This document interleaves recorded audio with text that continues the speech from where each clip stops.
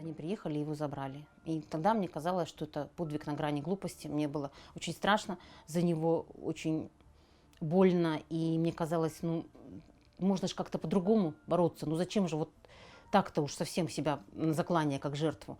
Но потом, когда я прочитала про врачей из Слуцка, которые вышли вдвоем, про врачей из Гомельской поликлиники, которые... И, ну, вы знаете, наверное, если ты гореть не будешь, если я гореть не буду, кто тогда развеет тьму? Хочу сказать, я понимаю руководителя, у которого врач не выходит на работу, надо как-то... Я сама была руководителем хоть среднего звена, но что такое, если тебе завтра не выходят две акушерки, то тут, понимаете, хоть разорваться. Поэтому я где-то логику этого понимаю, что никому не нужен человек, который может сегодня прийти на работу, а сегодня не прийти. Ну, я надеюсь, что мы до июля победим. Поэтому еще посмотрим, кто будет работать в июле, кому контракт продлится.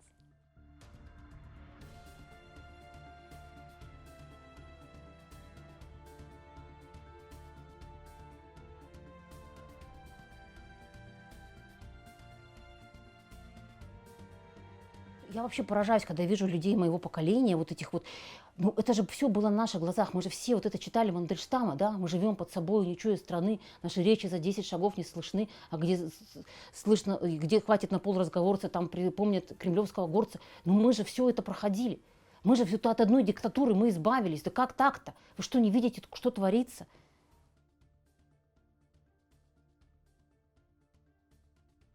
12 числа дети все приехали на юбилей к отцу, а 13 числа папе нашему было уже в ночь. И в обед мы пошли на марш, потому что все равно хотелось высказать свою позицию. Ну, оставаться дома было не было возможности. И когда мы туда пришли, людей, к сожалению, было немного, но мы с дочерью все равно собирались стоять в цепи солидарности против насилия до сих пор. А сына с невесткой мы хотели проводить на вокзал. Подошел зять, просто подошел, чтобы проводить своего родственника на вокзал.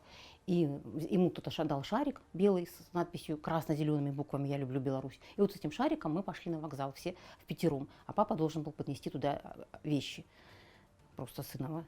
И когда мы пришли на вокзал, у нас всех просто сын пошел с невесткой за билетами, и я подошла и увидела, что их уже пакуют в бобик. А зятя с дочкой здесь. И нам объясняли, что это только для проверки документов. Но мы понимали, что на какие-то неприятности мы уже вляпались, но нам не приходило в голову, что нас могут задержать. И нас задержали. И в 6:30 я узнала, что нас оставляют. Из слов дочки, которая сказала, так я не поняла, насколько нас задерживаете. Мне это просто не приходило в голову, что за то, что мы стояли в цепи солидарности, зять вообще просто подошел, и это даже видно на камере, что он подошел, забрал жену и родственников остальных и пошел с нами на вокзал. Нас всех задержали. И хотя я предупреждала начальника, я предупреждала свою дознавательницу, я предупреждала Геннадия Мельника, начальника нашего отдела внутренних дел, что у меня 8-летний ребенок остается один дома, потому что отцу через 40 минут выходить в ночную смену, на работу, в ковидную реанимацию. Он не мог не подмениться, он не мог взять ребенка с собой.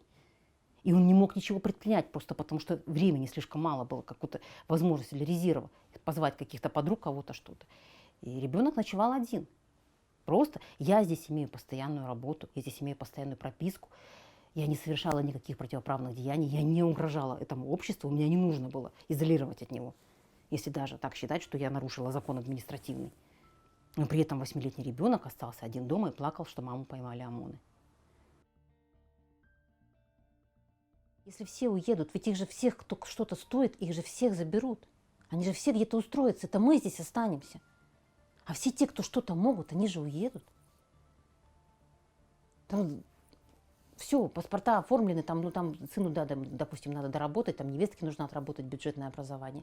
А тут то же самое, вы все, оформили паспорта и уехали. Старшие дети уже чипировали кота, все, только что-то, ну там зять уже все время говорит, все, да бросай ты это дело, там она не хочет сдаваться, дочка моя. Зять говорит, бросай ты это дело, давай уже уезжать. И что? Он получает зарплату, он, блин, я не знаю, мне кажется, он за одни налоги содержит пару санитарок в ЦРБ. Кто это будет делать? Как мы будем жить? Ну что, останется Александр Григорьевич руководителем кладбища? Я не понимаю.